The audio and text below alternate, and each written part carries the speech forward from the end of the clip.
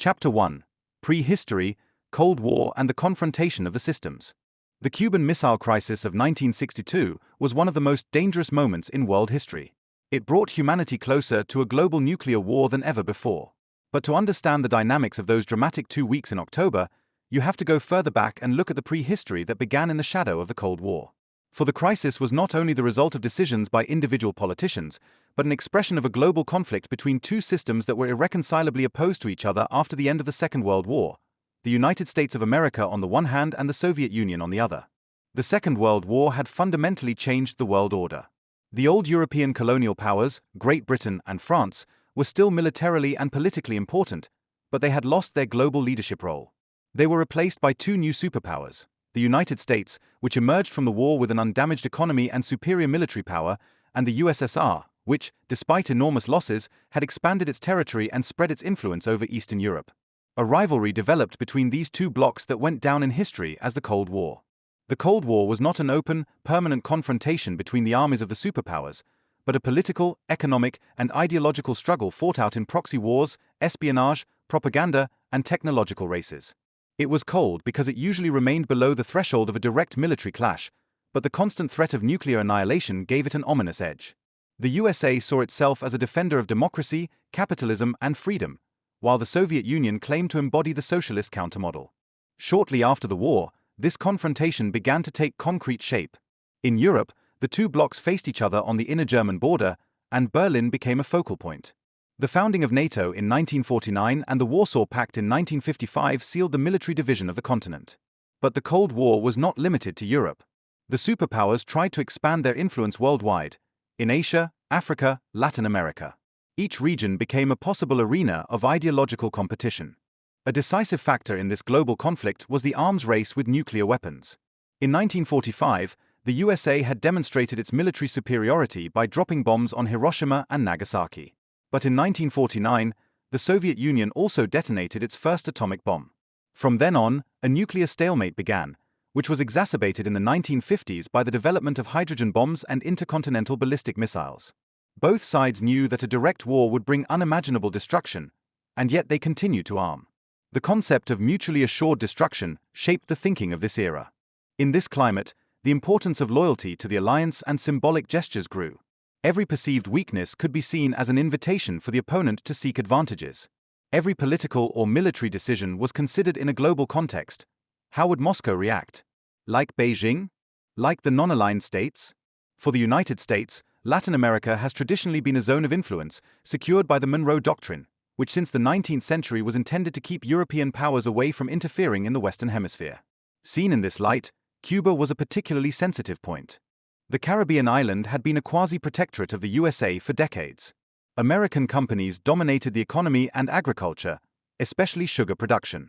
Politically, the United States supported changing governments as long as they were pro-American and guaranteed stability. Corruption, social inequality, and poverty were the result. But from Washington's point of view, Cuba was a secure ally, only 150 kilometers from Florida. This proximity gave the island enormous strategic importance. At the same time, the global situation was exacerbated by crises in other regions. The Korean War, 1950 to 1953, had shown that the superpowers were willing to act directly against each other in proxy wars. The uprising in Hungary in 1956 and the suppression by Soviet tanks made it clear that Moscow was prepared to defend its sphere of influence by force. The Suez Crisis in the same year again showed that the United States and the Soviet Union could also exert joint pressure when it came to controlling international conflicts. Each of these incidents shifted the balance a little, contributing to the atmosphere of constant uncertainty. Another central element was the missile imbalance. By the late 1950s, the US had deployed medium-range missiles with bases in Europe and Turkey that could reach Moscow in minutes. The Soviet Union, on the other hand, had difficulties in developing comparable weapons. Its intercontinental ballistic missiles were still technically unreliable, and it had no bases near the American coast. Kremlin chief Nikita Khrushchev found this imbalance dangerous and humiliating at the same time. It was clear to him that without a strategic settlement, the Soviet Union would remain susceptible to blackmail in the long run. Meanwhile, the domestic political situation in the USA worsened. After the shocks of Sputnik in 1957, the first Soviet satellite in space, and the shooting down of an American U-2 spy plane over the USSR in 1960, there was growing concern that the Soviets could achieve technological dominance. President Dwight D. Eisenhower warned against panic, but public opinion saw the Soviet Union as increasingly aggressive and dangerous. When John F. Kennedy took office in 1961, he took over a world that was riddled with trouble spots: Berlin, Laos, Vietnam, and soon Cuba. The prehistory of the Cuban Missile Crisis is therefore the history of an ever-escalating global rivalry. The Cold War created a climate of mistrust in which every move of the enemy was interpreted as a potential threat. At the same time, it was a time when national liberation movements and revolutions in the Third World posed new challenges to the superpowers. Cuba was to be caught up in all of these factors: a revolution on the US doorstep, a rapprochement with the Soviet Union, and a geopolitical chess game that eventually brought the world to the brink of nuclear war. Thus, the Cuban Missile Crisis cannot be understood without this prehistory. It was the culmination of a development that had begun years earlier, in the ruins of the Second World War, in the debates about missile deployments, in the power struggles in distant regions, and in the insatiable mistrust between Washington and Moscow. In 1962, the barrel was already full to the brim. The stationing of Soviet missiles in Cuba was only the last straw that caused it to overflow. Chapter 2: Cuba before Castro, From Colony to U.S. Sphere of Influence. To understand the drama of the Cuban Missile Crisis and the central role of the island in the Cold War, it is necessary to go back to Cuba's history before the 1959 revolution. For centuries, Cuba was a country dominated by outside powers. First as a Spanish colony, later under strong influence from the United States, its history was marked by dependence, social inequality, and economic exploitation. This historical development prepared the ground for the revolution and explains why Cuba took such a radical course after 1959. Cuba had been part of the Spanish colonial empire since the early 16th century. Christopher Columbus had landed on the island in 1492, and soon after, the Spanish crown began to conquer and exploit the country. The indigenous population, the Taino, was almost completely wiped out, through disease, forced labor, and violence. They were replaced by African slaves who had to work on the sugar plantations. Sugar became Cuba's most important export, and its cultivation shaped the social and economic structure of the island for centuries. The plantation economy led to a society dominated by a small white elite, while the majority of the population lived in poverty. In the 19th century, there were several independence movements against Spanish rule. The most famous freedom fighter was José Martí, poet, journalist, and national hero of Cuba. He organized the resistance of exiles in the USA and fought in the War of Independence in 1895, in which he was killed. Martí became a symbol of national awakening and the longing for freedom, but the fight against Spain was protracted and bloody. It was not until the intervention of the USA in the Spanish-American War of 1898 that colonial rule ended. This war marked a turning point.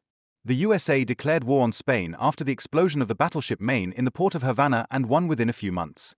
Cuba formally gained independence, but in practice the United States took control.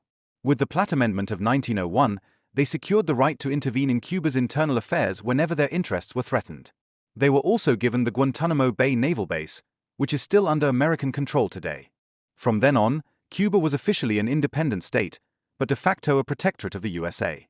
American investors bought huge tracts of land, took over sugar factories, banks, railways, and hotels. In the decades that followed, the Cuban economy became closely intertwined with the United States. Around 80% of the sugar went to the United States, while American companies controlled most of the production. Cuba became the sugar supplier of its powerful neighbor, a role that meant prosperity for the few and dependence for the many. Politically, Cuba remained unstable. Corruption, clientelism, and changing dictatorships determined the development. Elections were rigged, presidents were propped up or overthrown by Washington, depending on whether they ensured American interests. Gerardo Machado, who ruled in the 1920s and 1930s, was particularly influential. His authoritarian rule brought modernization, but also oppression and economic dependence. After his dismissal in 1933, a phase of political turmoil followed, which ended with the rise of Fulgencio Batista. Batista played a central role in Cuban history. Originally rising from humble circumstances as a non-commissioned officer, he took power in 1933 with the support of the army. At first he presented himself as a reformer, but later as a corrupt ruler. In the 1940s, he was elected president and maintained close relations with the United States. After a short break, he returned to power in 1952 through a military coup and established a dictatorship that would shape Cuba until 1959. Under Batista, Havana experienced a phase of splendor on the one hand. The city became an entertainment paradise for American tourists. Casinos, nightclubs, luxury hotels, and beaches attracted visitors from the USA who were only a short flight away. Hollywood stars and wealthy businessmen spent their weekends in Havana, which was considered the Las Vegas of the Caribbean. At the same time, organized crime flourished. American mafia families invested in casinos and nightclubs, often with government approval. But this glamour masked the country's social problems. In the countryside, millions of small farmers lived in abject poverty. They had no access to land, education, or medical care. Unemployment, malnutrition, and illiteracy were widespread. While the upper class in Havana reveled in prosperity, the rural population struggled to survive. This divide became a breeding ground for social discontent and political radicalization. In the 1950s, the climate was explosive. Batista ruled with an iron fist, had opposition members arrested, tortured, or killed. The press was censored, trade unions were brought into line, universities were monitored. But resistance grew. Student organizations, labor groups, and underground movements organized attacks, strikes, and protests. Among them was a small group of idealists who would soon become the spearhead of the revolution, led by a young lawyer named Fidel Castro. So Cuba before Castro was a country full of contradictions, a tropical paradise for tourists, a place of glittering hotels and vibrant music, but at the same time a country of deep inequality, political repression, and economic dependence. It was a country whose future was closely linked to the will of its powerful neighbor, but which at the same time felt a growing longing for true independence. These historical experiences shaped Cuban society. The memory of the colonial era, of American interference, and of the corruption of its own elites created a climate in which radical change became possible. When Fidel Castro and his companions entered Havana victorious in 1959, they were able to invoke this historical legacy. They promised to finally make Cuba truly independent, from Spain, from the United States, from dictators. This prepared the ground for the dramatic development that was to put Cuba at the center of world politics in the years that followed. The revolution did not come out of nowhere, but the result of a long history of foreign rule, dependence, and social injustice. Without this prehistory, the Cuban Missile Crisis of 1962 would not be understood. Chapter 3: The Revolution of 1959, The Rise of Fidel Castro. The Cuban Revolution of 1959 was not only an event of national importance, but it changed the geopolitical landscape of the Western Hemisphere and became a turning point in the Cold War. Their rise, marked by a mixture of idealism, guerrilla warfare, and the unshakable will of a few men, marked the end of the Batista dictatorship and the beginning of a new era. In retrospect, the revolution was both an expression of deep social grievances and a symbol of the desire for independence. It carried within it the tensions between national self-determination and global ideology, which would later lead to the Cuban Missile Crisis. An error occurred while translating "Please try again." While Batista continued to control Havana with a heavy hand, the influence of the rebels in the mountains grew. They organized farmers, gained support among the population, and repeatedly carried out successful attacks on military posts. Radio rebelled, the guerrillas' secret radio station, spread messages to all parts of the country and made Fidel Castro a household name. The moral discrepancy between the rebels, who were seen as idealists and liberators, and Batista's corrupt regime became increasingly apparent. The 1950s were increasingly difficult for Batista. The economy weakened, strikes paralyzed businesses, and the regime's violence alienated even sections of the middle class. International observers, including the United States, began to take a critical view of Batista's rule. Washington had long supported Batista, but in view of the growing unrest and the brutality of his security forces, the distance increased. In 1958, Batista tried to destroy the rebels in a major offensive in the Sierra Maestra. But his army, poorly trained and demoralized, failed. The guerrillas, who knew the terrain and had the support of the peasants, inflicted heavy defeats on the government troops. The myth of the invincibility of the rebels grew while Batista's power base eroded. In the autumn of 1958, the decisive advance of the revolutionaries began. In a series of battles, they captured cities in the east and west of the island. Che Guevara led his column through central Cuba and won the Battle of Santa Clara, a decisive moment that cleared the way to Havana. On January 1, 1959, Batista fled abroad, and the rebels marched into the capital. The scenes in Havana were marked by euphoria. Hundreds of thousands of people celebrated the arrival of the rebels, threw flowers, sang and cheered. For many Cubans, this was the long-awaited break with decades of corruption, dictatorship, and dependence.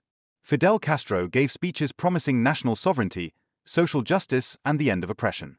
His charisma, his rhetorical talent, and the discipline of his movement made him the undisputed leader. However, the revolution had not only a national, but also an international dimension. In Washington, Castro was initially viewed with caution, but not necessarily with hostility. Many Americans saw him as a young idealist who had overthrown a dictatorship. But tensions soon became visible. The new government began to expropriate large landholdings, raise wages, lower rents, and introduce social programs. Many of these measures affected American interests, as U.S. corporations controlled large parts of the country, the sugar industry, and other sectors. Castro himself avoided openly professing communism in the first few months. He spoke of national sovereignty and of a third way that should be independent of Washington as well as Moscow. But the dynamics of the revolution, the radicalism of the reforms, and the increasing hostility of the United States pushed Cuba closer and closer to the arms of the Soviet Union. Che Guevara and Raúl Castro were already ideologically more oriented towards Marxism, and the Communist Party of Cuba gained influence. The revolution of 1959 was a historic break. It ended an era of dependence and opened a new one in which Cuba wanted to go its own way. It inspired liberation movements worldwide, from Latin America to Africa to Asia. Fidel Castro became an icon.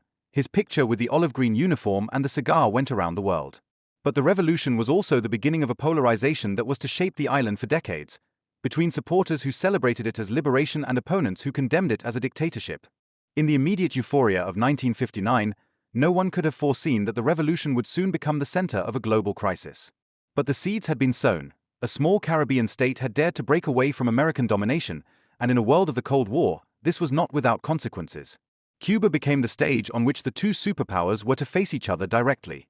Chapter 4: Cuba's rapprochement with the Soviet Union. When the Cuban Revolution triumphed in January 1959, the island was at a historic crossroads. On the one hand, there was euphoria about Batista's fall. On the other hand, there was great uncertainty about the further course. Fidel Castro and his comrades-in-arms had prevailed against the dictatorship, but they now had to reshape a society that was characterized by inequality, corruption, and foreign dependence.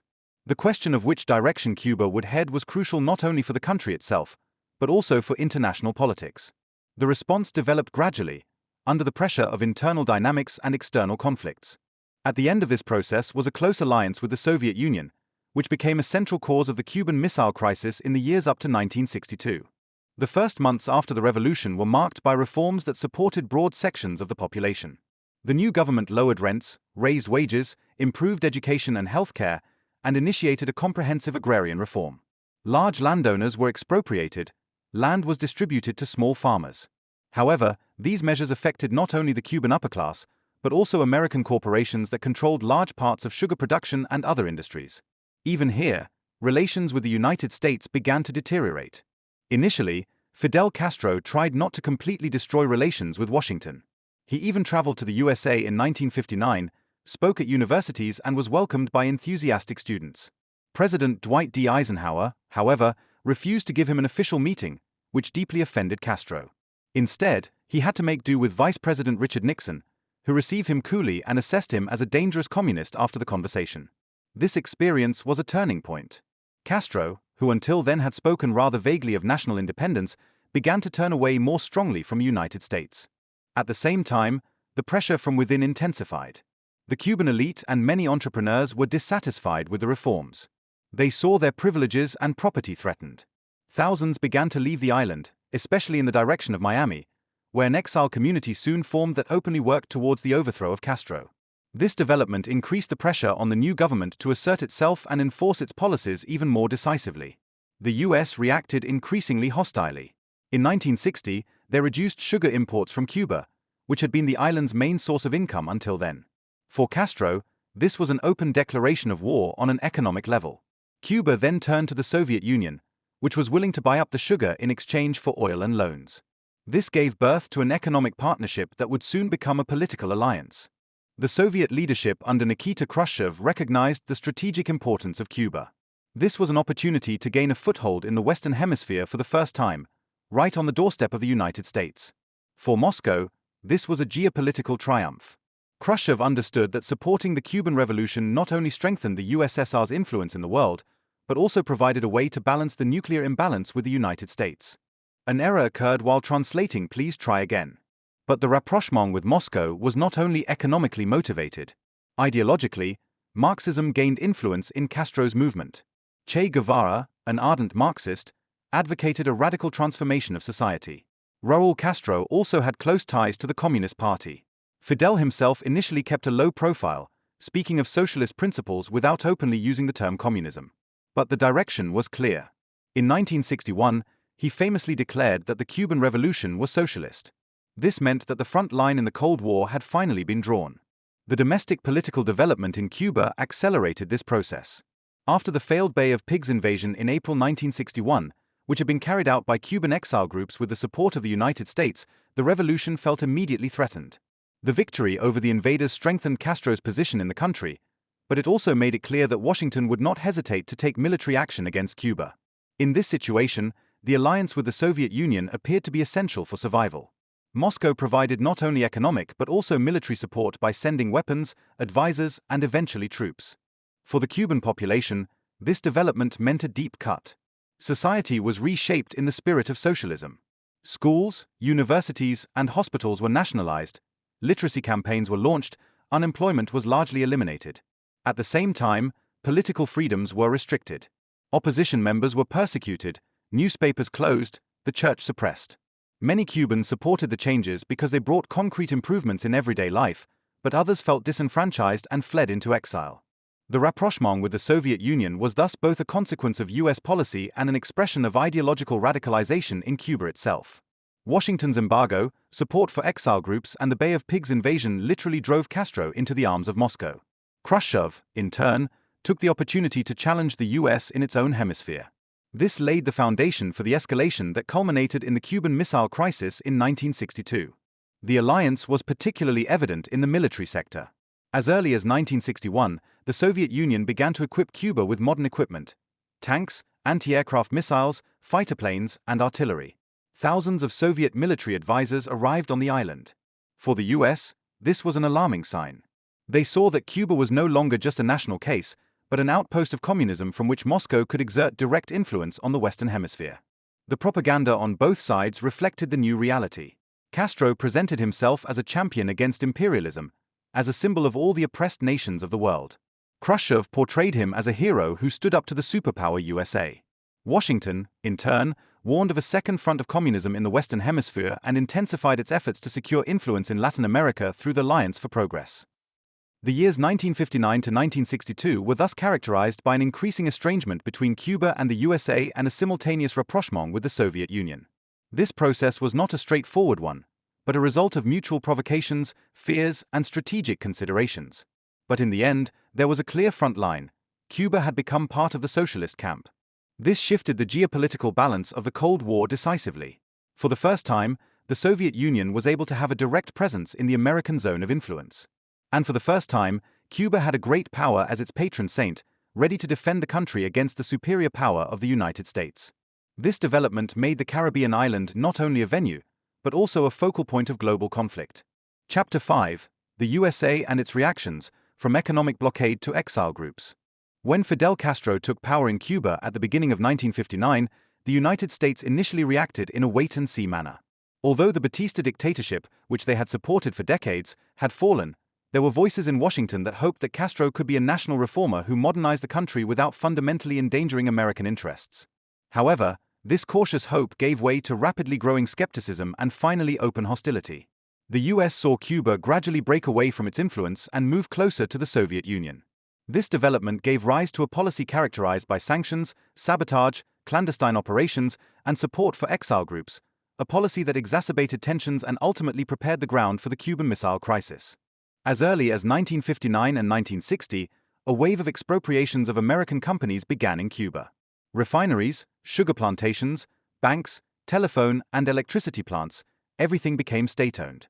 Although Castro initially promised compensation, these were to be paid in long-term Cuban bonds, which Washington refused. For the US, this was a clear attack on its economic interests, which had been dominant on the island for decades. Many influential lobby groups in the United States, especially from the sugar and oil industries, urged the Eisenhower administration to crack down on Cuba. The first measures were of an economic nature. In 1960, the US drastically reduced its sugar imports from Cuba, threatening the island's main source of income. Cuba reacted by winning the Soviet Union as a new customer. As a result, Washington imposed a partial embargo in October 1960, which was soon extended to almost all trade goods. This began a spiral of sanctions and countermeasures that continues to this day. For Cuba, this meant that it was almost completely dependent on the Eastern Bloc for its economy. For the USA, it was an attempt to bring the revolution to its knees. But the Americans did not limit themselves to economic measures. Already under Eisenhower, the CIA began secret operations against Cuba. Cuban exiles who had fled to Florida were recruited, trained, and armed. The aim was to organize acts of sabotage, assassinations, and propaganda actions to destabilize the Cuban government. These activities continued under the name Operation Mongoose when John F. Kennedy took office in 1961. Cuba became a central theater in the Secret Service's covert war. The exile groups in Miami played a particularly important role. Thousands of Cubans, mainly from the middle and upper classes, had left their homeland because they lost their privileges or feared political repression. In Florida, they quickly built up a strong exile community that saw itself as the legitimate voice of Cuba and actively worked towards Castro's overthrow. With the support of the CIA, they founded paramilitary organizations, radio stations, and networks that planned acts of sabotage on the island. These exile groups became an important part of U.S. strategy, even if they often pursued their own goals and did not always act in concert with Washington. The culmination of these covert activities was the Bay of Pigs invasion in April 1961. More than 1,400 Cuban exiles, trained by the CIA, landed on the southern coast of Cuba with the aim of triggering an uprising and overthrowing the government. But the invasion ended in disaster. The Cuban armed forces, supported by the population, crushed the attack within a few days. Many invaders were captured, others killed. For the USA, this was a heavy defeat and an international embarrassment. President Kennedy, who had only been in office for a few months, had to bear the responsibility and faced massive criticism. The failed Bay of Pigs invasion had several consequences. For Castro, it was a final proof that Washington wanted to overthrow his government. It strengthened his position in the country because he was celebrated as the defender of the revolution against imperialist aggression. At the same time, it pushed Cuba even closer to the Soviet Union, which promised military and political support. For the US, it was a shock that strengthened the desire for tougher measures. Kennedy authorized the continuation of secret operations that included assassination plans against Castro, including the famous but failed attempt to kill him with poisoned cigars. In addition to the open confrontation, there was also an ideological component. In Washington, there was growing concern that Cuba could become a model for other Latin American countries. The revolution had shown that a small movement was capable of overthrowing a US-backed dictatorship. Many left-wing groups in the region saw Castro as a role model. To counteract this, the United States launched the Alliance for Progress in 1961, a program for the economic and social development of Latin America. It was intended to promote reforms and prevent other countries from falling into communist influence. But in many cases, the impact was limited because structural inequalities were not easy to overcome. The US response to Cuba thus had several levels: economic sanctions, military threats, covert operations, and ideological counterstrategies. But all these measures also had unintended consequences. Instead of weakening the Cuban government, they strengthened Castro's legitimacy at home and drove him deeper into the arms of the Soviet Union. Cuba went from being a regional challenge to a global symbol, and the Caribbean island became the focus of the Cold War. For Kennedy, the situation was particularly delicate. After the Bay of Pigs, he was determined not to risk defeat again, but at the same time he could not allow a communist state to exist so close to the US borders. In his speeches, he made it clear that Cuba should not serve as a base for Soviet expansion. In doing so, he set conditions that directly challenged Moscow. The exile community in Florida played a double role in this. On the one hand, it urged the US government to take ever tougher measures, but on the other hand, it was also a domestic political factor. Politicians in Washington could not ignore their voices, and the media reported intensively on their activities. Many Cuban exiles hoped to return to Havana as soon as Castro was overthrown, and took part in ever new plans. But their expectations often led to unrealistic assessments, which put an additional strain on American politics. In summary, the US response to the Cuban Revolution has been marked by fear, anger, and an attempt to secure its own influence in the region. But instead of dissuading Cuba from a socialist course, they had the opposite effect. Sanctions and isolation made the island dependent on the Soviet Union. Secret operations and invasion attempts strengthened Castro's position. And the ideological conflict made Cuba a model for liberation movements worldwide. So the years from 1959 to 1962 were a time in which the fronts hardened. Washington could not accept that a communist regime existed only 150 kilometers from Florida. Havana could not accept that it would continue to be under the shadow of the United States. Moscow, in turn, used this situation to strengthen its own position in the Cold War. The spiral of escalation continued, and the path to the Cuban Missile Crisis became inevitable. Chapter 6: The Bay of Pigs Invasion 1961. The Bay of Pigs invasion in April 1961 is one of the most spectacular failures in the history of American foreign policy. It revealed the limits of secret operations, exposed the underestimation of the enemy and led to Cuba finally tying itself to the Soviet Union. At the same time, it shaped John F. Kennedy's presidency in its initial phase and significantly exacerbated tensions during the Cold War. To understand the extent of this episode, one must take a closer look at the preparation, the course, and the consequences. Even under Eisenhower, the CIA had developed plans to overthrow Fidel Castro. After the 1959 revolution, it quickly became clear that Castro did not spare the interests of the United States. The nationalization of American companies, the rapprochement with the Soviet Union, and the anti-imperialist rhetoric set alarm bells ringing in Washington. For Eisenhower, Cuba was a dangerous precedent. If a communist regime could survive so close to the United States, other countries in Latin America might follow. Therefore, he authorized the CIA to build an army of exile of Cuban refugees that would one day dare to return. An error occurred while translating "Please try again." At that time, the CIA had already recruited hundreds of Cuban exiles and had them militarily trained in Guatemala and Nicaragua. The operation was prepared in the strictest secrecy. The plan was for a landing to take place on Cuba's southern coast, which would trigger an uprising of the population. The exile brigade would act as a catalyst as the Cuban people rose up against Castro and overthrew his government. But even here there was a fundamental error. The CIA overestimated the discontent of the population and underestimated Castro's support in large parts of society. An error occurred while translating "Please try again." An error occurred while translating "Please try again."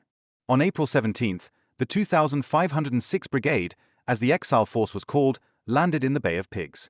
Around 1,400 men went ashore on the coast, supported by ships transporting weapons and supplies. But the landing was under bad omens from the beginning. The Cuban armed forces were alarmed because Castro had already received hints about the plans. Within hours, he mobilized his army, police, and militias. The exile brigade met with fierce resistance. Instead of a popular uprising, the invaders found a determined population that backed Castro. Within a very short time, 20,000 Cuban soldiers and militiamen had gathered in the region. Tanks and artillery reinforced the defenses. The few planes of the Cuban Air Force attacked the ships of the invaders and sank several. Supply routes collapsed. The exiled fighters stood isolated on the beach. An error occurred while translating "Please try again." An error occurred while translating "Please try again." For Castro, on the other hand, repelling the invasion was a triumph. He was able to present himself as a defender of the nation who had put imperialism in its place. His popularity in the country increased. His power was consolidated. A few days after the invasion, he officially declared the socialist character of the revolution and openly declared his support for the Soviet Union. The defeat of the USA had confirmed his conviction that only an alliance with Moscow could ensure the survival of the revolution. The consequences of the Bay of Pigs invasion reached far beyond Cuba. For Kennedy, it was a painful lesson in foreign policy reality. He had trusted the military and the CIA without questioning their plans critically enough. After the defeat, he was determined to rely more on his own assessment and on a closer circle of advisors in future crises. This experience was to be of great importance in October 1962, during the Cuban Missile Crisis. At the same time, Kennedy intensified the secret operations against Cuba. Under the code name Operation Mongoose, a large number of acts of sabotage, assassination attempts, and psychological campaigns were carried out. The goal remained the overthrow of Castro, but despite intensive efforts, he remained in power. However, each of these measures contributed to the escalation and solidified the image that the US would not shy away from open military intervention. For the Soviet Union, the Bay of Pigs was a signal. Khrushchev realized that the Americans were determined to overthrow Castro, but also that they could make mistakes. He saw Cuba as an opportunity to challenge the United States and at the same time win a new ally in his own camp. The invasion made it clear to Moscow that the security of the Cuban Revolution could only be guaranteed by direct Soviet support.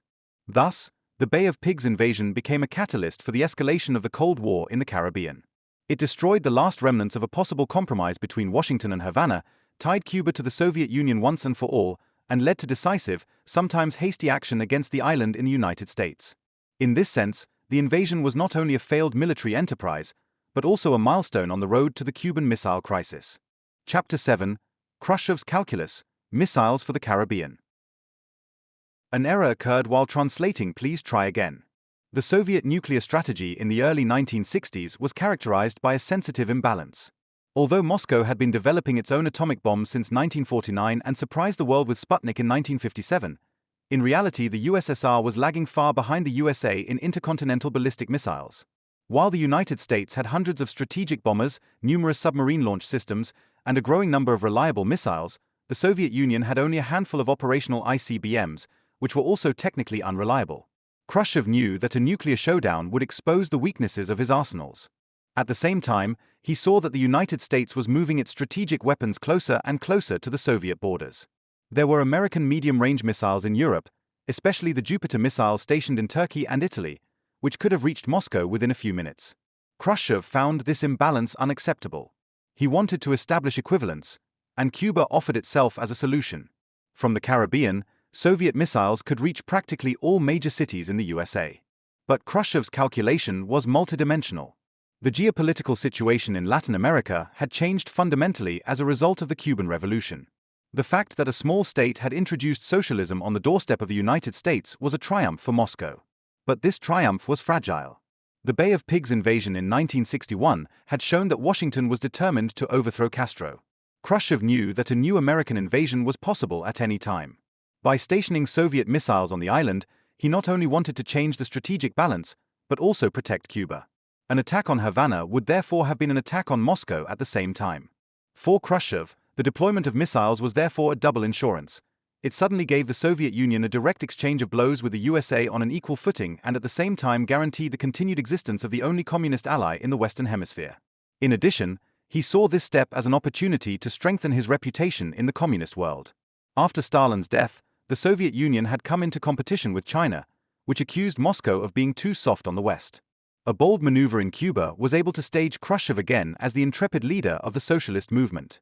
The decision was made in the spring of 1962, after intensive consultations with the Politburo and high-ranking military officials. A delegation traveled to Havana in May to negotiate with Fidel Castro. He agreed, as he saw the missiles as the only guarantee against a new invasion. For him, the danger of being overthrown by the USA was omnipresent. The Soviet assurance to protect Cuba with strategic weapons was therefore an invaluable asset. An error occurred while translating "please try again." Khrushchev's expectation was that the US might not discover the deployment until it was too late. He reckoned that Kennedy, who was considered hesitant after the Bay of Pigs invasion, would not dare to strike back.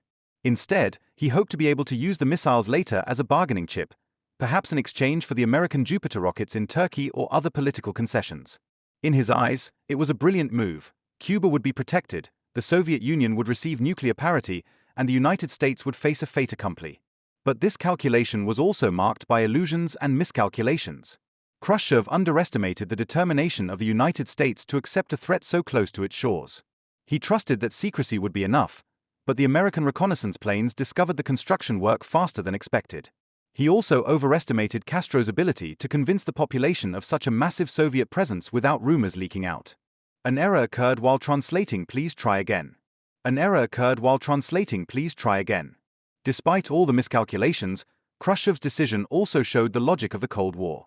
It was a game of deterrence, in which both sides tried to guarantee their security through superiority.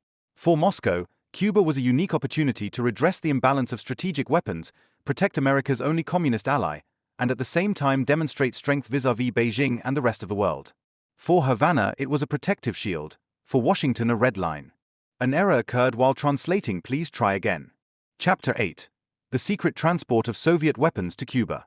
An error occurred while translating "please try again."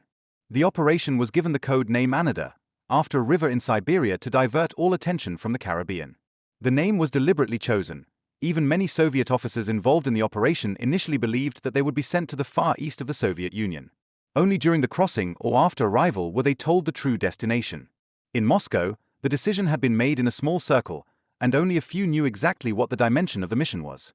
The Soviet Union had to move a large number of weapon systems, missiles, vehicles, and soldiers across the Atlantic in a very short time. In total, more than 40,000 military personnel were to be brought to Cuba, including engineers, anti-aircraft units, tank units, and missile commandos. In addition, there were hundreds of missiles, including medium-range missiles of the type R-12 and R-14, which could be equipped with nuclear warheads. Tactical nuclear weapons that could be used on the battlefield were also shipped to Cuba, a fact that only became known in the West many years later and makes the scope of the crisis even clearer. The transports were carried out on Soviet cargo ships that departed from various ports of the USSR. To avoid attention, the ships were not sent in convoys, but individually and seemingly inconspicuously. The rockets were packed in boxes that were officially declared as agricultural equipment or machines. The soldiers were also camouflaged. They were given civilian clothing and passed off as agricultural workers or construction technicians. In reality, they were highly specialized missile and air defense forces. The crossing was exhausting. Many of the soldiers, who had never seen the sea before, suffered from severe malaise. The ships were cramped and secrecy was strict. Radio messages were forbidden, and many officers only learned at sea that their destination was Cuba. Nevertheless, the Soviet leadership managed to hide the transport largely from the eyes of the Americans. Although U.S. intelligence agencies registered an unusual increase in Soviet shipping activity in the direction of the Caribbean, they initially suspected conventional arms deliveries or support supplies, but not the stationing of strategic nuclear missiles.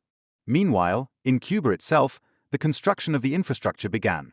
From July 1962, the first Soviet troops arrived.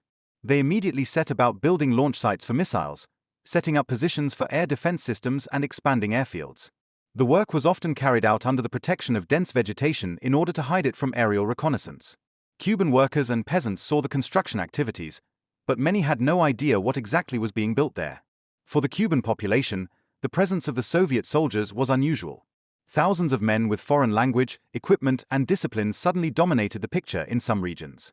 While some Cubans perceived the presence as protection, others were skeptical or insecure. Fidel Castro, however, strongly supported the mission. It was clear to him that only a massive Soviet military presence could prevent the United States from attacking again. An error occurred while translating "Please try again." In the summer of 1962, the first doubts began in Washington. Intelligence reports pointed to an unusually large number of Soviet deliveries to Cuba. Satellite images and observations from U.S. ships registered Soviet freighters with suspicious cargo. There have been reports of unusual activity in the interior of Cuba. But the interpretation remained controversial. Many leaders in the U.S. did not believe that the Soviet Union would go so far as to deploy strategic nuclear weapons in the Western Hemisphere. They thought it was too risky and too provocative. Khrushchev relied precisely on this skepticism. He assumed that the U.S. would register the activities, but would not capture the dimension before the missiles were ready for use. He hoped that Kennedy would eventually shy away from military intervention once the bases were completed and Cuba was under the Soviet nuclear umbrella. In his eyes, this was a brilliant move to compensate for American superiority and at the same time to secure Cuba permanently. However, reality caught up with the operation in October.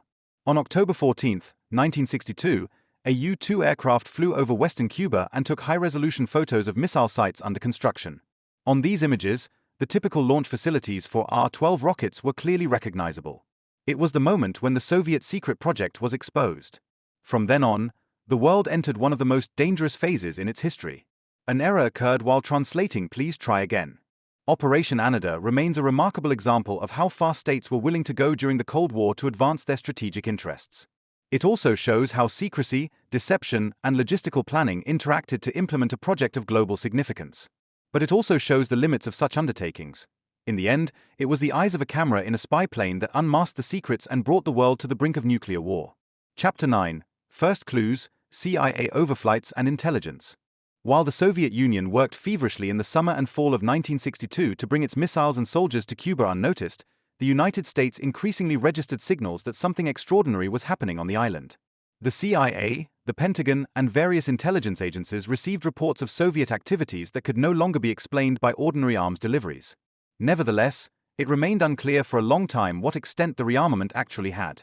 The months leading up to October 14, 1962, when a U-2 flight provided the decisive evidence, were marked by circumstantial evidence, debate, and a mixture of skepticism and alarm. The U.S. intelligence services have had a special eye on the island since the Cuban Revolution. U-2 spy planes regularly flew over Cuba and delivered high-resolution images. U.S. Navy ships also observed Soviet shipping traffic in the Caribbean. In addition, there were reports from Cuban exiles who passed on information about construction work, movements of Soviet soldiers, or suspicious activities through contacts in the country. But the information situation was fragmentary, and not every tip was taken seriously. As early as the summer of 1962, the signs were piling up. U.S. ships registered an unusually large number of Soviet freighters heading for Cuba. Observers reported large boxes, tarpaulins, and vehicles unloaded in Cuban ports. Some transports were accompanied by Soviet warships, which was unusual. The number of Soviet technicians on the island also increased noticeably. Officially, it was said that they were involved in the development of agricultural projects or the construction of civilian facilities. But the CIA suspected early on that they were actually military personnel. The intelligence services followed the construction of anti-aircraft positions particularly closely. From August 1962, U-2 footage reported SA-2 SAM positions, the same surface-to-air missiles that had shot down an American U-2 aircraft over the Soviet Union 2 years earlier. These missiles were clearly not used for agriculture, but for the protection of important military objects. Their presence was a strong indication that Moscow wanted to secure something of great importance in Cuba. In Washington, these reports triggered discussions. Some officials, including Secretary of Defense Robert McNamara, considered it quite possible that the Soviets could also station strategic weapons in Cuba. But others, such as Secretary of State Dean Rusk, were skeptical. They argued that such a move would be so politically provocative that it would amount to a direct risk of war. President Kennedy himself repeatedly expressed doubts that Khrushchev would dare such a risky adventure. As late as September 1962, he said at a press conference that the US had no evidence that offensive missiles were stationed in Cuba. An error occurred while translating "Please try again." The U-2 overflights finally played the decisive role. Since 1956, these high-altitude aircraft have been the most important instrument of American reconnaissance. They were able to fly at an altitude of more than 20 kilometers, out of the range of many defense systems, and delivered razor-sharp photos. But over Cuba, the mission had become riskier after the Soviet SA-2 missiles had been stationed there. Kennedy nevertheless approved further flights, but less regularly than some intelligence officials demanded. There was great concern that a downing of a U-2 aircraft could lead to an escalation. Despite this caution, the flights brought valuable information. As early as September, the footage showed that major construction projects were taking place in Cuba. Long, rectangular areas were leveled, roads and driveways were built, and heavy vehicles were in use. The CIA analysts were unsure whether they were missile sites, airfields, or depots. It was not until October that the decisive breakthrough was made. On October 14, 1962, a U-2 flew over western Cuba. The camera provided images that, after a brief analysis, contained clear indications of the construction of launch sites for Soviet R-12 medium-range missiles. The characteristic structures, launch areas, control bunkers, missiles and parts, were unmistakable. Within hours, it was clear that the Soviet Union had begun to deploy offensive nuclear weapons in Cuba that could reach Washington, New York, and other American cities within minutes. But before these photos were evaluated, many smaller clues had already set alarm bells ringing. Ships with camouflage nets covering vehicles, trucks with unusually large loads, construction work deep inland. All this had fueled suspicions in the CIA and the Pentagon that more than just conventional weapons were being brought into Cuba. Until then, however, political decision-makers had not been prepared to accept this hypothesis as certain. An error occurred while translating "Please try again." An error occurred while translating "Please try again." The episode also underlines the central importance of reconnaissance during the Cold War. Without the U-2 photos, Washington would have continued to poke around in the fog. XR reports, ship observations, and construction work had aroused suspicion, but had not provided irrefutable evidence. It was only the images that made the threat visible, so visible that Kennedy himself was later able to present it to politicians and the public. The weeks before October 14 were thus a phase of foreboding, searching and doubting. It was the time when intelligence services collected the first clues, politicians assessed them, and both sides tried to anticipate the actions of the enemy. When the evidence was finally available, the crisis broke out openly. But the seed had already been planted in the months before, in the inconspicuous indications that foreshadowed the greatest confrontation of the Cold War. An error occurred while translating "Please try again." An error occurred while translating "Please try again." The flight on October 14 was part of the routine reconnaissance that the US had been conducting over Cuba for years. U-2 aircraft had been the backbone of American strategic reconnaissance since the 1950s. They flew at altitudes of over 20 kilometers, higher than most interceptors and anti-aircraft missiles of the time, and were equipped with high-resolution cameras that could detect even the smallest details on the ground. Over Cuba, however, these flights had become increasingly risky, as the Soviet Union had stationed modern SA-2 anti-aircraft missiles there. But President Kennedy had approved further flights because the evidence of unusual activity was increasing. The U-2 plane, which took off on the morning of October 14, flew over western Cuba. The camera recorded image strips that were later evaluated by CIA specialists at the National Photographic Interpretation Center, NPIC, in Washington. The next day, the analysts began their work. After only a short sighting, they recognized structures that left no doubt. They were launch pads for Soviet R-12 medium-range missiles. The characteristic launch sites, the arrangement of the concrete surfaces, the vehicles and construction equipment, everything was identical to facilities known from the Soviet Union. The R-12, designated SS-4 by NATO, had a range of around 2,000 kilometers. From Cuba, it could reach Washington, New York, Chicago, and almost the entire east coast of the United States. Each missile could be equipped with a nuclear warhead with an explosive power of 1 megaton, 50 times the bomb of Hiroshima. For the American leadership, this was an immediate threat of unprecedented proportions. For the first time, Soviet nuclear missiles were so close to the American homeland. On the evening of October 15th, the photos were presented to President Kennedy. He was faced with a situation that required immediate action. Until then, the US had known about conventional Soviet rearmament in Cuba, but Kennedy had publicly stated several times that the stationing of offensive weapons was unacceptable. Now exactly this case had occurred.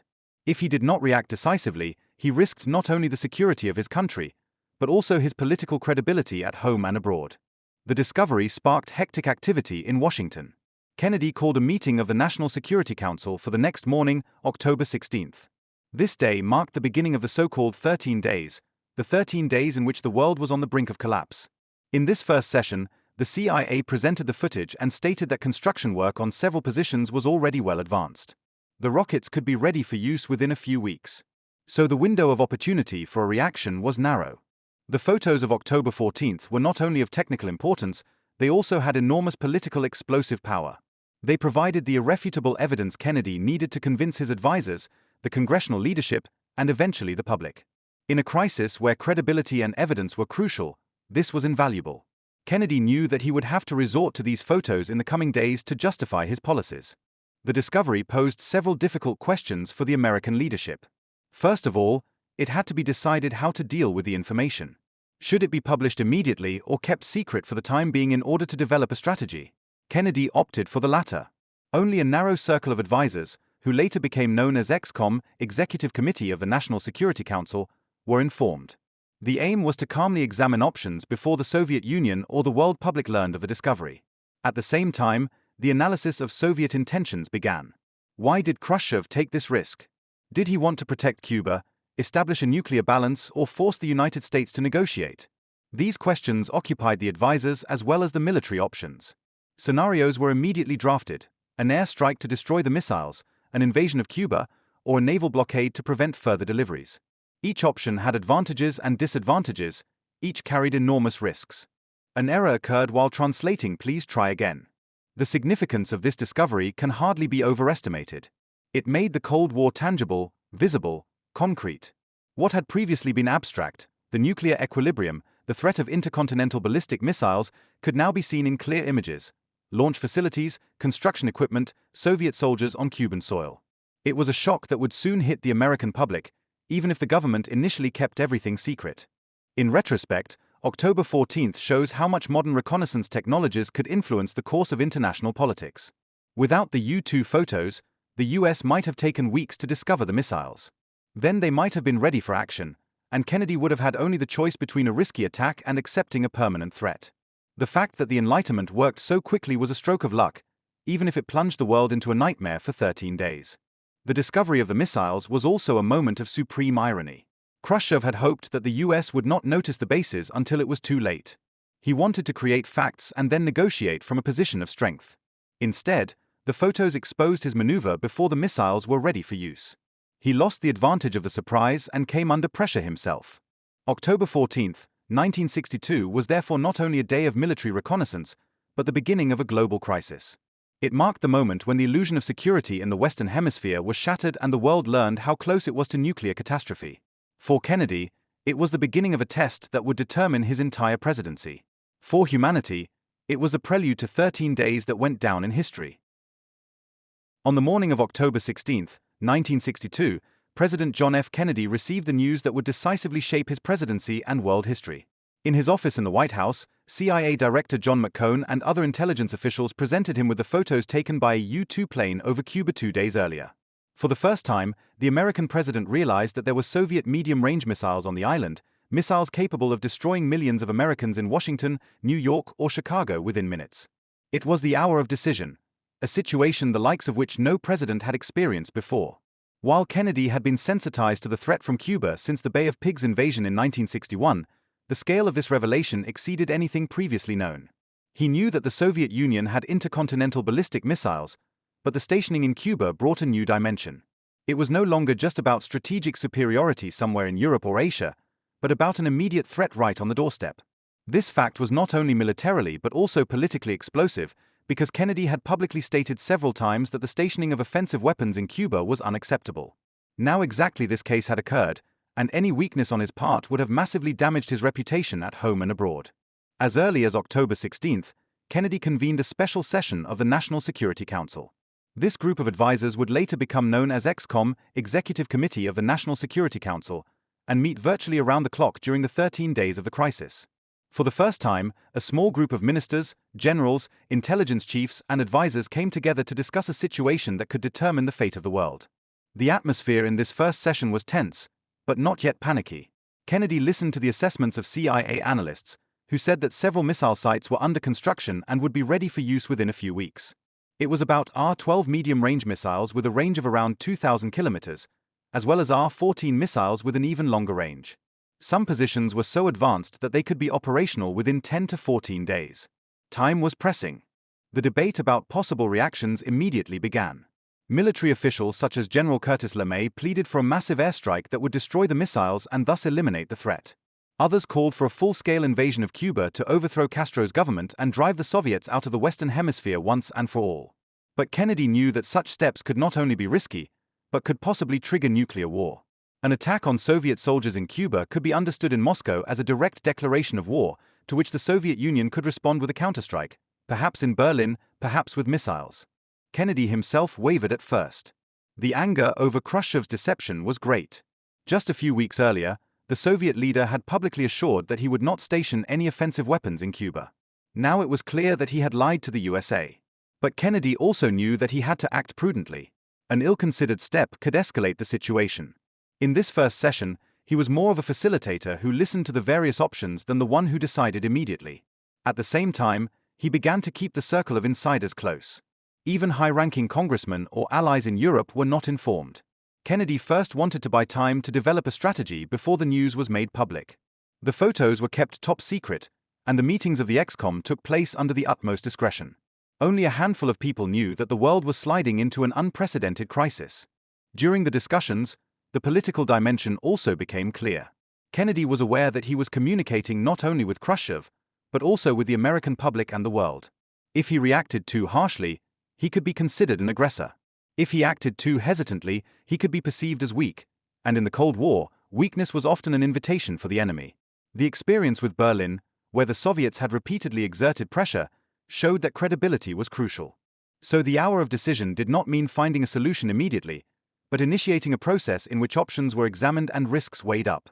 Kennedy decided to have the EXCOM meet continuously and to put all possibilities on the table. In the coming days, airstrikes, invasions, diplomatic initiatives, and a naval blockade were to be discussed. An error occurred while translating "Please try again." The discovery of the missiles on October 14 and the first meeting on October 16 were the beginning of a nerve-wracking phase in which every decision could affect the fate of millions of people.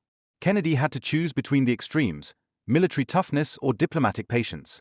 He had to buy time without showing weakness and demonstrate strength without risking war. In this hour of decision, the whole tragedy of the atomic age was revealed. For the first time, humanity was in a situation where mistake or miscalculation could mean the downfall of entire nations. Kennedy knew that history would measure him against this test. It was not just a military or political crisis, but a human challenge that required nerves, courage, and prudence. An error occurred while translating "Please try again." Chapter 12, The EXCOM, Debates in the White House. When President Kennedy gathered his closest advisors around him on October 16, 1962, a committee was formed that would later become world-famous under the name EXCOM. The Executive Committee of the National Security Council consisted of ministers, generals, intelligence chiefs, and selected advisors to the president. It was not a formal body with fixed rules, but an improvised group that met almost non-stop over the next 13 days.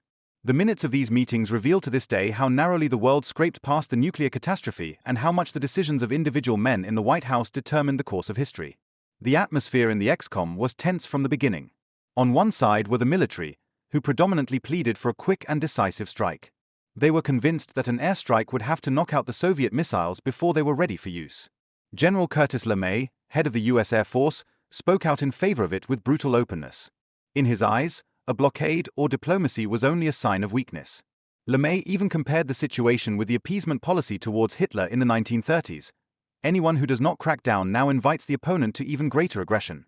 On the other side were advisors such as Attorney General Robert Kennedy, Secretary of State Dean Rusk and Secretary of Defense Robert McNamara. They warned of the incalculable consequences of a military first strike. An attack on Cuba would inevitably kill Soviet soldiers. Moscow could interpret this as the start of the war and retaliate elsewhere, such as in Berlin. The danger of escalation to nuclear war was real. McNamara repeatedly spoke of the unimaginable catastrophe that would occur if both superpowers used their nuclear arsenals. Between these camps sat Kennedy himself. He listened, let people argue, asked questions and evaded rash decisions. His goal was to thoroughly examine all options before trading. The Bay of Pigs invasion had already shown him how dangerous it was to bow prematurely to the advice of the generals and intelligence officers. This time he wanted to set the direction himself. The debates in the ExComm were intense, sometimes chaotic, often marked by emotions.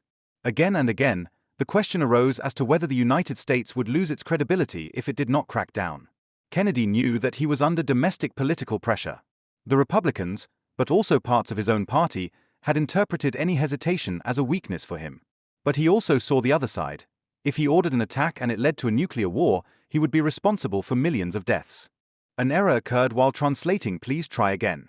In the meetings of the ExComm, several options soon emerged. First, an immediate airstrike on the missile sites, followed by a possible invasion of Cuba. Second, a naval blockade, officially called a quarantine, to prevent further arms deliveries and to buy time.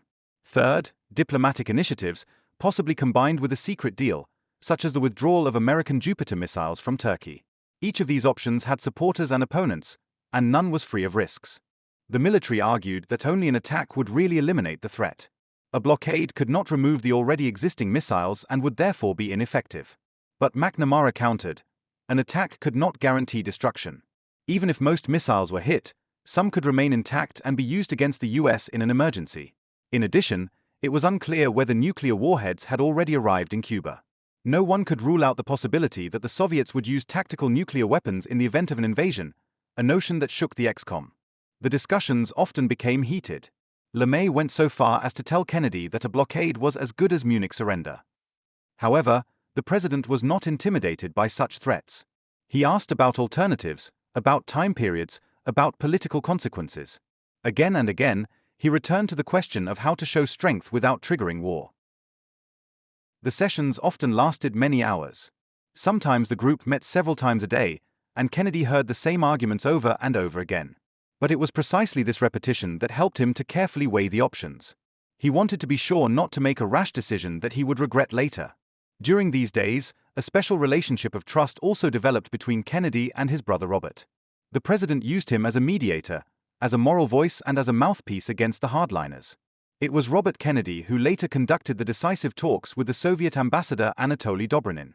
Even in the ExComm meetings, he played the role of the one who repeatedly emphasized the long-term consequences of an attack. An error occurred while translating "Please try again."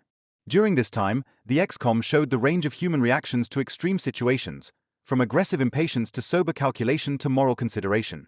Some want to act, whatever the cost. Others wanted to buy time and seek a diplomatic solution. Kennedy himself pulled the strings and delayed the final decision until he was convinced that he had found the right path. An error occurred while translating "Please try again." An error occurred while translating "Please try again." Chapter 13.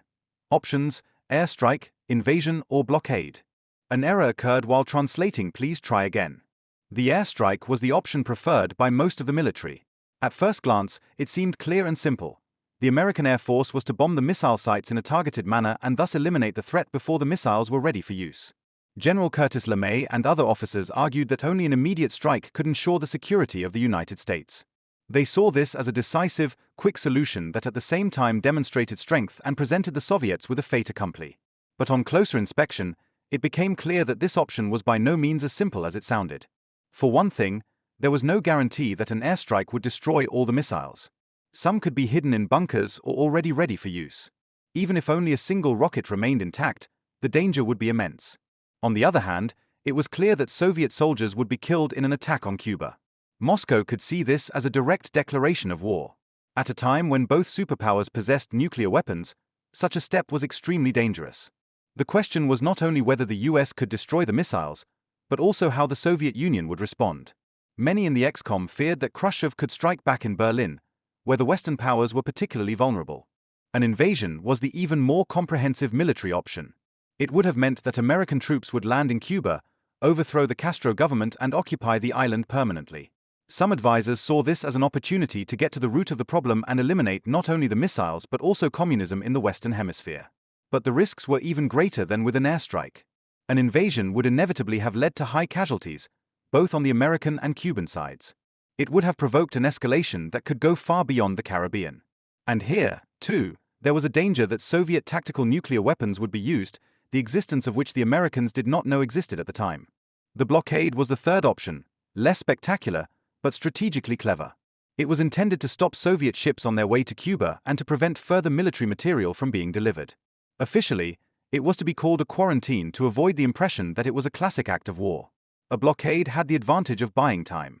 It could put pressure on the Soviet Union without using immediate military force. But even it was not free of risks. What would happen if a Soviet ship refused the order to search? Would the Americans have to fire then?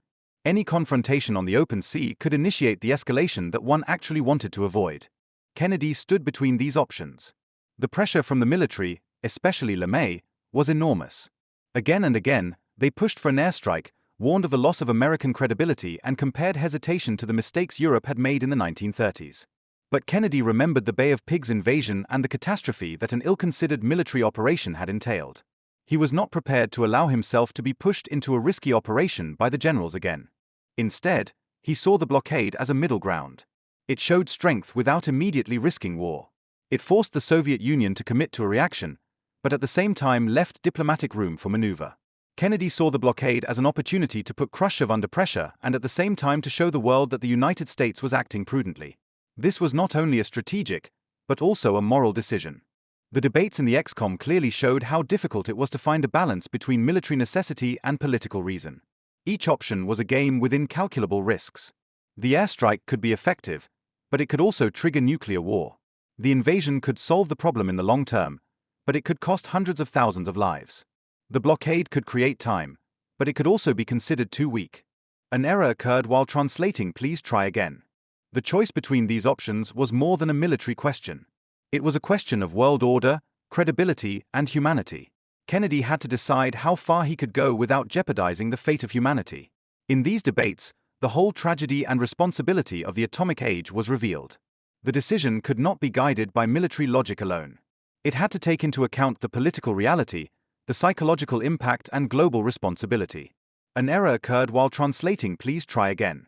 The discussions about airstrikes, invasions, and blockades reveal to this day how narrowly humanity avoided the catastrophe in 1962. Each option would have had different consequences. Each could have been different. The fact that Kennedy chose the blockade in the end shows his sense of moderation and his ability to resist pressure. It was this decision that kept the door open for a diplomatic solution, and thus perhaps ensured the survival of the world. Chapter 14. The decision for the quarantine. After days of bitter discussion about the options in the ex-com, President Kennedy decided in mid-October 1962 that the United States would not carry out an invasion or airstrike, but a naval blockade of Cuba. To avoid the impression of a classic war measure, it was officially called a quarantine. This decision was a balancing act. It was tougher than mere diplomacy, but less dangerous than an attack. It gave the US the opportunity to show strength without immediately going to war with the Soviet Union. The choice of this option was based on several considerations. Kennedy knew that time was running against him. The Soviet missile sites were not yet operational, but within a few weeks they would be. So he had to act before the threat became irreversible. At the same time, he wanted to avoid the US firing the first shot. In a nuclear age, moral legitimacy was crucial. If the United States attacked Soviet soldiers without warning, the world would have perceived them as an aggressor. A blockade, on the other hand, could be presented as a defensive measure to prevent the danger from increasing further. On October 20th, Kennedy informed the ex-com that he had opted for the blockade. This decision was a result of long, sleepless days in which he weighed arguments, calculated risks, and stood his ground against pressure from the military. Many generals considered the blockade to be insufficient. They feared that this would buy the Soviets time and still make the missiles operational. Kennedy, however, saw the blockade as a way to put pressure on Khrushchev without immediately slamming the door on negotiations. The implementation of this decision required careful staging. First of all, the American population had to be informed, as well as the Allies in Europe. Kennedy decided to give a televised address on the evening of October 22. This speech was to be one of the most dramatic moments of his presidency. In front of rolling cameras, he explained to the Americans that the Soviet Union had stationed offensive nuclear missiles in Cuba and that the United States could not tolerate this. He announced the establishment of a quarantine that would prevent all Soviet ships from bringing further war material to Cuba. Kennedy spoke calmly, clearly, and with the seriousness of a man who knew that every word was of historical importance. He stressed that the United States did not want war, but would not hesitate when challenged. The speech had an enormous impact. Millions of Americans sat spellbound in front of their televisions. For the first time, they became fully aware of how close the danger was. Schools and public institutions began to review emergency plans, families stockpiled supplies, and fears of nuclear war increased in many cities. At the military level, the U.S. Navy began to prepare the blockade. Warships were positioned to form a line around Cuba that Soviet ships would not break through. Kennedy deliberately set a distance of around 500 kilometers around the island to leave room for the Soviets for diplomatic maneuvers. Any ship that had military material on board was to be stopped and searched. The first Soviet freighters were already on their way when the blockade came into force. The decision to quarantine also brought with it a psychological dimension.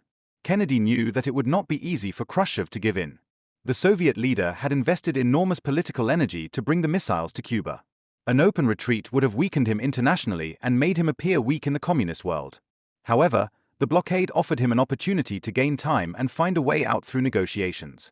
It left a backdoor open that an airstrike or invasion would have closed immediately. At the same time, the blockade was risky. No one could predict how the Soviet captains would react. Would they have their ship stopped? Or would they try to break the line? A single shot would have been enough to turn the crisis into an open military confrontation. Kennedy and his advisors were aware that they were walking a fine line. Every decision, every incident could trigger the escalation. In the days following the speech, the world watched intently as the first Soviet ships approached the blockade. There was a tense silence in Washington when reports of the advance of the freighters arrived. Finally, on October 24, the news came that several Soviet ships had stopped or turned away. It was the first indication that Khrushchev may not have been looking for direct confrontation. The blockade had an effect. An error occurred while translating "Please try again." In retrospect, the decision is considered one of the most important moments in Kennedy's presidency. Historians see this as an example of prudence in the face of great danger. Kennedy resisted the pressure of the military and decided on a path that did not rely on escalation, but on control. In this way, he differed from many of his predecessors and successors, who would have preferred military force in similar situations. The blockade was not the end of the crisis, but the beginning of its most dramatic phase. But it laid the foundation for ensuring that the confrontation did not immediately turn into war. It was the first step on a narrow path that led the world to the edge of the abyss in the coming days, and finally brought it back again. Chapter 15. The World on the Precipice, Days of Suspense. With Kennedy's televised address of October 22, 1962, the Cuban Missile Crisis had come to the attention of the world public.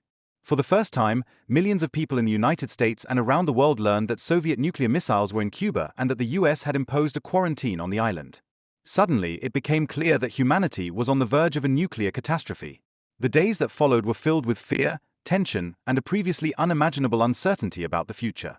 In the United States, the population reacted with a mixture of panic and stoic calm.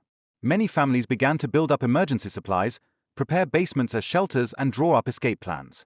There was panic buying in supermarkets, petrol prices rose, and radio broadcasts were watched non-stop. Schools again conducted air raid drills in which children ducked under their tables, a macabre reflex that would hardly have offered protection from an atomic bomb, but was part of the psychological preparation. At the same time, there were people who tried to continue their lives as normally as possible, as if they wanted to overcome fear through routine. An error occurred while translating "Please try again." An error occurred while translating "Please try again." The days between the 23rd and the 27th of October 1962 were a time of permanent tension.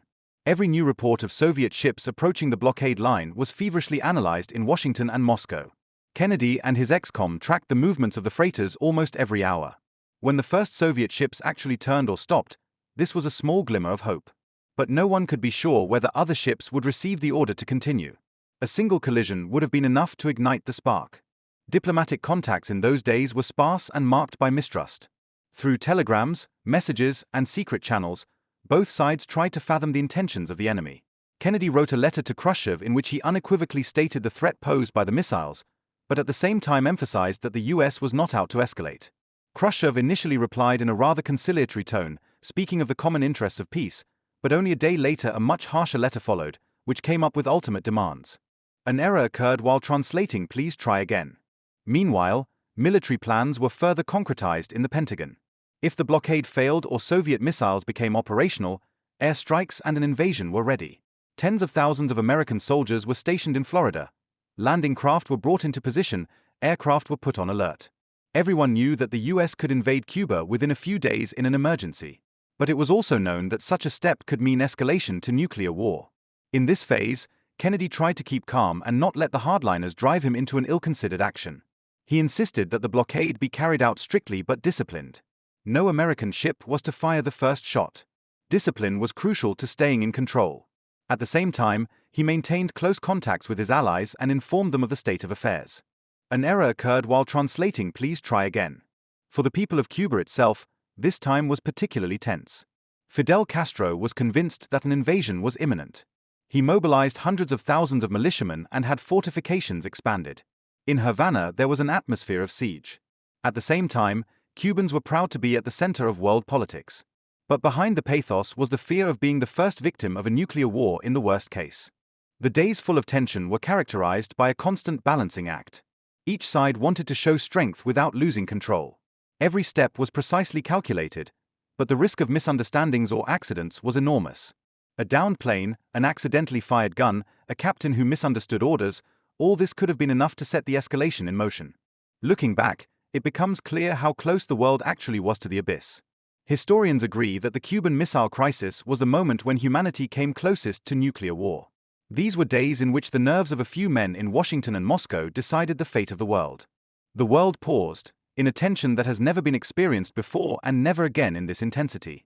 It was a time when daily life everywhere was overshadowed by the fear of a nuclear strike, a time that remained indelibly etched in the minds of those who experienced it. An error occurred while translating "please try again." An error occurred while translating "please try again." Propaganda was a crucial tool for both sides at this stage. The United States presented itself as a defender of freedom and international law. In his televised address, Kennedy had openly accused the Soviet Union of deception and aggression. The photos of the U-2 reconnaissance, which showed Soviet missile positions in Cuba, were made public and presented to the United Nations. The American ambassador to the UN, Adlai Stevenson, gave a legendary speech in which he directly confronted the Soviet delegates with the evidence and urged them to deny the existence of the missiles. When they could not do this, the propaganda triumph of the USA was perfect. The world saw that Washington had evidence, while Moscow tried to obscure reality. An error occurred while translating "please try again." Parallel to the public propaganda ran secret diplomatic channels, which were often more decisive than the official statements. One of the most important of these channels was the connection between Robert Kennedy and the Soviet ambassador to Washington, Anatoly Dobrynin. In confidential talks, they sounded out the positions of the other side, sounded out possible compromises and looked for formulas that would allow both governments to emerge from the crisis without losing face. A decisive moment was October 26, when a long, unusually personal letter from Khrushchev arrived at the White House. In it, the Soviet leader spoke of the danger that the world could plunge into nuclear war through misunderstandings. He offered to withdraw the missiles from Cuba if the US would assure in return that it would not invade Cuba. The tone of this letter was insistent, almost pleading, and it conveyed the image of a man who wanted to avoid escalation at all costs.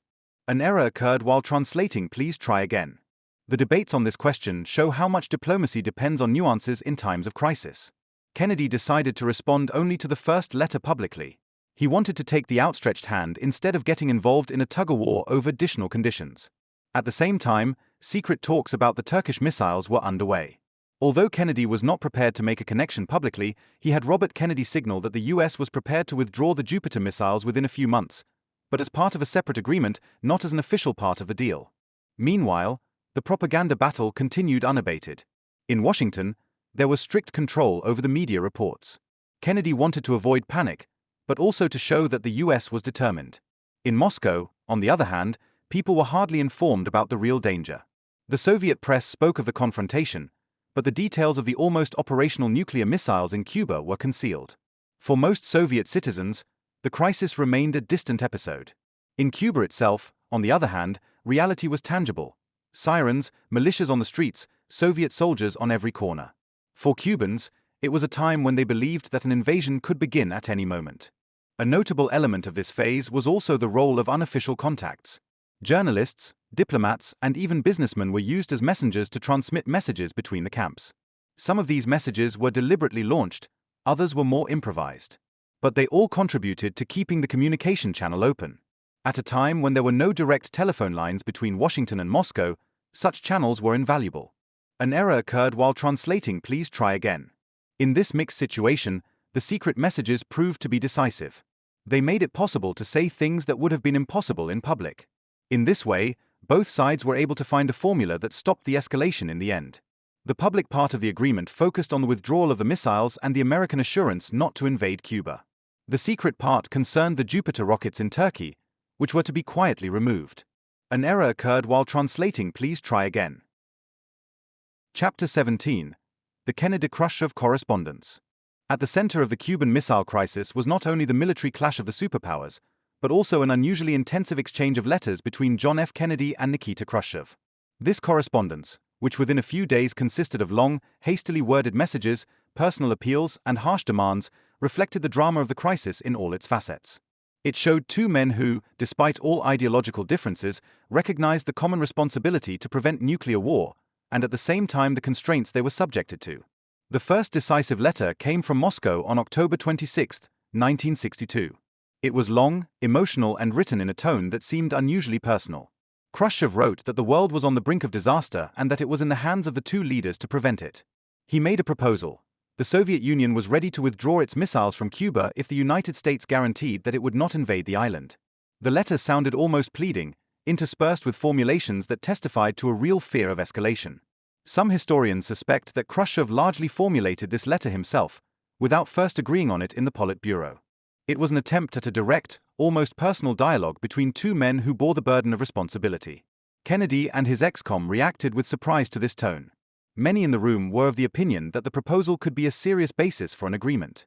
Robert Kennedy emphasized that this outstretched hand must be taken to defuse the crisis.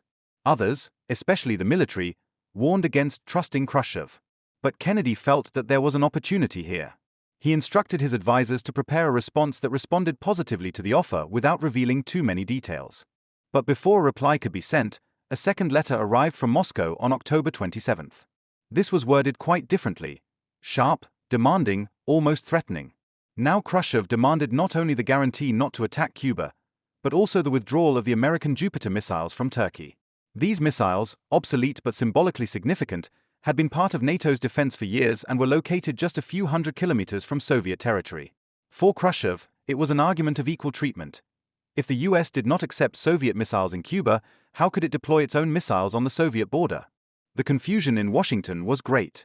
Had Khrushchev changed his mind? Was the second letter an expression of a harder line on the part of the Politburo? Or was it the result of internal power struggles in Moscow? Kennedy was now faced with a dilemma.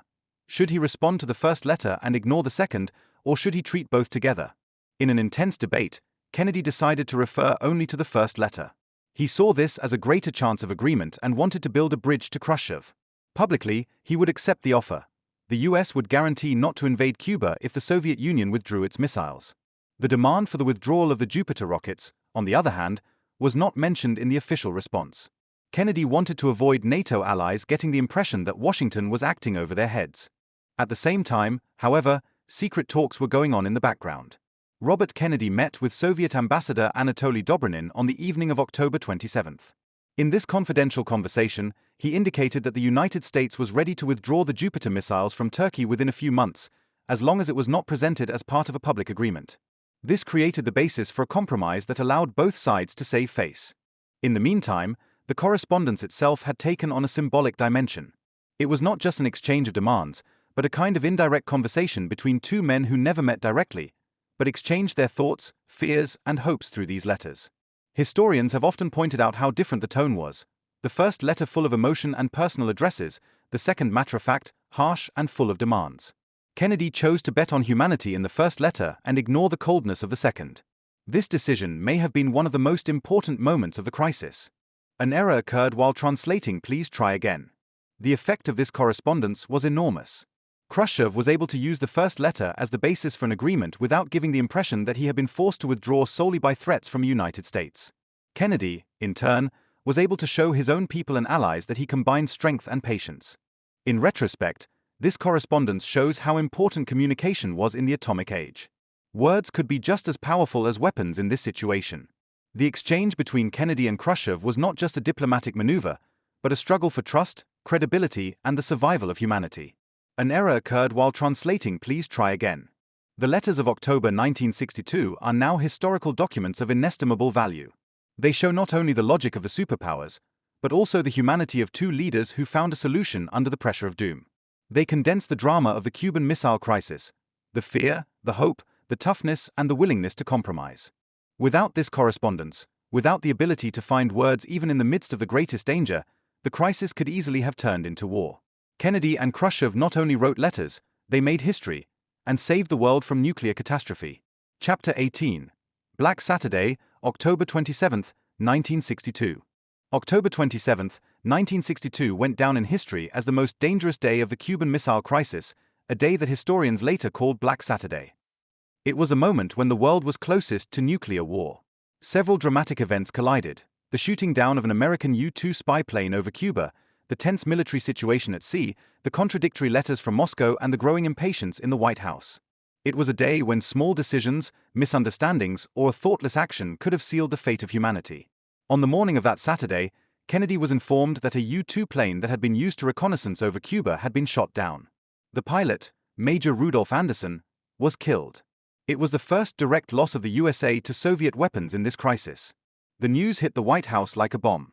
The question immediately arose as to whether it was an order from Moscow or whether Cuban units had acted on their own authority. Kennedy was shocked and angry at the same time. Many military officers now saw the moment had come to finally strike back. An error occurred while translating "Please try again." In the White House that day, there was a constant up and down between hope and despair. On the one hand, Khrushchev's conciliatory letter from the previous day was on the table, promising a way out. On the other hand, the second, tougher letter had arrived that same morning, in which the Soviets demanded the withdrawal of the American Jupiter missiles from Turkey. The confusion was perfect. Kennedy and his advisors had to decide how to respond. Should they take the first letter as a basis and ignore the second? Or risk Khrushchev insisting on his new demand? Robert Kennedy played a decisive role on this day. In a secret conversation with Soviet Ambassador Anatoly Dobrynin, he hinted that the US would indeed withdraw the Jupiter missiles, but only on the condition that this would not be made public. Officially, the agreement was to be based solely on the assurance not to invade Cuba, while the Turkish question would be settled discreetly in the background. This was a compromise that allowed both sides to save face. But while these secret talks were going on, the danger remained real. Any new report from the Caribbean could collapse the fragile balance. Kennedy spent hours in the Oval Office, listening to the generals, reading the letters from Moscow and dictating answers. He seemed calm on the outside, but the burden of the decision was overwhelming. Contemporary witnesses report that he seemed aged in these hours. The tension was literally visible. Fidel Castro also played a role that day, which made the situation even more dangerous. In Havana, he was convinced that an invasion was imminent. In desperation, he wrote to Khrushchev that he should not hesitate to launch a nuclear counterstrike in the event of an American attack. For Castro, it was better to drown in nuclear fire than to be defeated by the Americans. This letter shocked Khrushchev, who realized that his Cuban ally was willing to risk the utmost. This made it even clearer to the Soviet leader how dangerous the situation was. An error occurred while translating "Please try again." In retrospect, Black Saturday is considered the most critical moment of the Cold War. It shows how thin the line between peace and war was, how easily a single shoot-down, a wrong assessment, or a thoughtless order could have triggered the catastrophe. But it also shows that in the midst of this danger, reason was possible, that Kennedy and Khrushchev, despite all their differences, felt a responsibility not to let the world plunge into chaos. An error occurred while translating "Please try again." Chapter 19. The breakthrough, agreement, and withdrawal of the missiles. On the morning of October 28, 1962, people in the United States, Europe, and many other parts of the world woke up with the crippling fear that the crisis in the Caribbean could escalate into nuclear war. The day after Black Saturday was filled with tension, but at the same time the first signs pointed to a possible way out. After days of threats, contradictory letters, and dangerous incidents, it was now to be decided whether the superpowers chose the path to catastrophe or the step back from the abyss. In Washington the evening before, Kennedy and his advisors had decided to respond only to Khrushchev's first, conciliatory letter.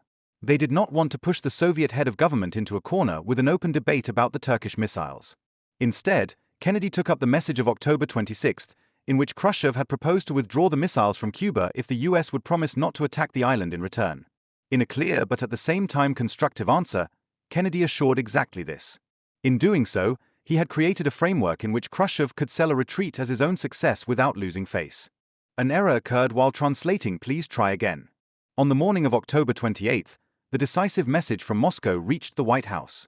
Nikita Khrushchev had a statement read out on Radio Moscow in which he announced that the Soviet Union was ready to withdraw the missiles from Cuba. In return, the United States is expected to give assurances that it will not attack the island. The words were a mixture of defiance and relief. Khrushchev tried to portray the withdrawal as a victory for reason, while emphasizing that the Soviet Union would continue to support Cuba. But the core was clear: the missiles were to be dismantled and brought back to the Soviet Union. For Kennedy, this was the decisive breakthrough. In Washington, palpable relief broke out. After 2 weeks of uncertainty and fear of death, the immediate danger of nuclear war has been averted. Kennedy kept the message under wraps for a moment to make sure the conditions were actually acceptable. But it quickly became clear that Moscow was serious. In a televised address on the same day, Kennedy was able to announce that the Soviet Union had relented and that the world had thus avoided a catastrophe. The reactions in the United States were a mixture of jubilation and exhaustion. Many people had lived in fear for days, hoarding supplies and preparing shelters. Now they could breathe a sigh of relief, even if the memory of the immediate danger remained deeply anchored in their consciousness. In Cuba, on the other hand, the mood was ambivalent. Fidel Castro felt ignored and humiliated. He had not been involved in the decisive negotiations and only learned of the agreement through Khrushchev's public statement. For him, this was a betrayal that would increase tensions between Havana and Moscow in the years to come. The withdrawal of the missiles took place under strict control in the weeks after the agreement. American reconnaissance aircraft supervised the dismantling, and United Nations inspectors were at times involved in the discussions, even though Cuba itself was skeptical of international controls. Finally, the missiles and their components were loaded onto Soviet ships and brought back to the USSR. On November 20, Kennedy officially declared that the blockade would be lifted after the Soviet Union adhered to the agreements. The secret component of the deal, the withdrawal of the Jupiter rockets from Turkey, was discreetly implemented. Officially, this was presented as part of a modernization of the American nuclear strategy, which relied on newer systems such as Polaris missiles. But for Khrushchev, it was a decisive signal. He was able to claim to his Politburo and the Soviet public that he had obtained a concession from the Americans in return for withdrawing the missiles from Cuba. The agreement of the 28th of October, 1962 marked the end of the most dangerous phase of the Cold War. But it left deep marks. Kennedy had emerged stronger from the crisis. He had worked steadfastly, but at the same time he had shown prudence and led the world back to the brink of the abyss. His reputation at home and among his allies increased considerably. Khrushchev, on the other hand, was weakened internationally. Many in the communist world, especially in China, accused him of caving in. Criticism also increased in his own Politburo, which ultimately contributed to his removal from power a few years later. For Cuba, the agreement was a shock. Castro had hoped that the missiles would provide permanent security against an American invasion. Instead, he had now been sacrificed by the Soviets without consultation. Relations between Havana and Moscow remained close, but Castro's distrust of his Soviet allies grew. He felt like a pawn on the chessboard of the superpowers, sacrificed to save the king. An error occurred while translating. Please try again. An error occurred while translating. Please try again. An error occurred while translating. Please try again. An error occurred while translating. Please try again. The withdrawal of Soviet missiles from Cuba in November 1962 ended the imminent threat of nuclear war, but the aftermath of the crisis was profound. It changed the way the superpowers interacted with each other, how they formulated their strategies, and how they understood the risks of the nuclear age. The Cuban Missile Crisis was not only a moment of shock, but also a lesson that had a lasting impact on the thinking of Washington, Moscow, and many other capitals. An error occurred while translating. Please try again. For Nikita Khrushchev, on the other hand, the result was ambivalent. On the one hand, he was able to explain to his citizens and the Politburo that he had saved Cuba from an American invasion and had obtained a US concession in Turkey. On the other hand, it was obvious to many in the communist camp that he had given in. China in particular sharply criticized him and accused him of cowardice. In the Soviet Union itself, doubts about his leadership strengthened. A few years later, in 1964, he was deposed by his own comrades, and the Cuban Missile Crisis was one of the reasons why his authority had been eroded.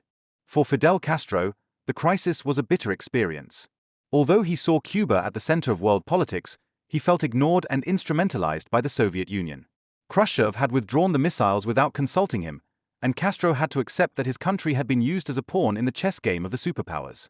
This led to tensions between Havana and Moscow in the years that followed, even though Soviet support for Cuba continued. Castro remained suspicious of both superpowers and tried to maintain his independence as best he could. The most important consequence of the crisis, however, was the changed perception of the nuclear age. For the first time, the world had been so obviously on the brink of annihilation. In Washington, as in Moscow, decision-makers understood that they had to communicate better in the future to avoid misunderstandings. This realization gave rise to the so-called hot wire telephone between the Kremlin and the White House, which was set up in 1963. It was intended to ensure that the Presidents of the United States and the General Secretary of the CPSU could speak directly to each other without relying on slow diplomatic channels. In addition, the crisis led to new armament and disarmament initiatives. Both sides recognized that an unchecked arms race only increased the danger of miscalculations. In 1963, the USA, the Soviet Union and Great Britain signed the Treaty on the Ban on Nuclear Tests in the Atmosphere, Space and Underwater, a first small step towards curbing the nuclear race. Even though the arsenals continued to grow, the Cuban Missile Crisis was a sign that the superpowers had to recognize certain limits. Another lesson concerned the relationship between the United States and its allies. During the crisis, Kennedy had deliberately refrained from publicly making the Turkish missiles part of the agreement so as not to weaken NATO. But the problem highlighted how difficult it was for Washington to balance between global interests and regional alliance obligations. Europe had sensed how dependent it was on American decisions and began to think more about its own role in the Cold War. Military strategies also changed. The crisis showed that rigid concepts such as massive retaliation, i.e. the threat of a full-scale nuclear strike in response to any aggression, were not practical. Instead, the idea of flexible response gained traction, the ability to choose tiered responses to avoid escalation. The Cuban Missile Crisis had made it clear that there had to be options between total war and mere inaction. The crisis left a deep trauma in the populations of many countries. Millions of people in those October days had the feeling that their lives could end in nuclear fire at any time. This feeling shaped entire generations. In the United States, interest in civil defense programs, in the construction of private bunkers and in the political debate on disarmament increased. In Europe, especially in West Germany, the fear of being the plaything of the superpowers intensified. In the Soviet Union, the crisis was not publicly discussed in all its details, but even then many people knew how narrowly they had escaped annihilation. The Cuban Missile Crisis also had an impact on the self-image of the two superpowers. For the United States, it was proof that it could maintain its leading role in the Western world. For the Soviet Union, it was a bitter reminder of its borders. Despite massive efforts, it had not been possible to permanently change the strategic balance in its favor. This difference in perception shaped the following decades and intensified the race for zones of influence, technology, and prestige. Nevertheless, the crisis also brought a paradoxical form of stability. After both sides realized how dangerous an escalation could be, they avoided direct confrontations in the following years, which could get out of control. Instead, the Cold War shifted to proxy conflicts, in Vietnam, the Middle East, or Africa. The superpowers continued to fight for influence, but they were careful to avoid the direct clash that almost led to World War in 1962. In retrospect, the Cuban Missile Crisis is considered a turning point in the Cold War. It marked the moment when the world was closest to nuclear war, and at the same time the beginning of a more cautious approach to the risks of nuclear weapons. Kennedy and Khrushchev had shown that it was possible to find a solution even in the greatest enmity if both sides were willing to take responsibility. The lessons of the crisis are still valid today. They teach that communication, trust, and the ability to give the adversary a face-saving way out are crucial to avoid escalation. They show that military power alone does not guarantee security if it is not combined with diplomatic wisdom. And they remind us how thin the line between peace and destruction can be. The Cuban Missile Crisis of 1962 thus remains one of the most dramatic chapters of the 20th century, a reminder to humanity that reason must survive when weapons are stronger than anything else. For Kennedy, Khrushchev, and the whole world, it was a moment when the future was on a knife's edge, and when the decision to engage in dialogue prevented catastrophe. Start of form.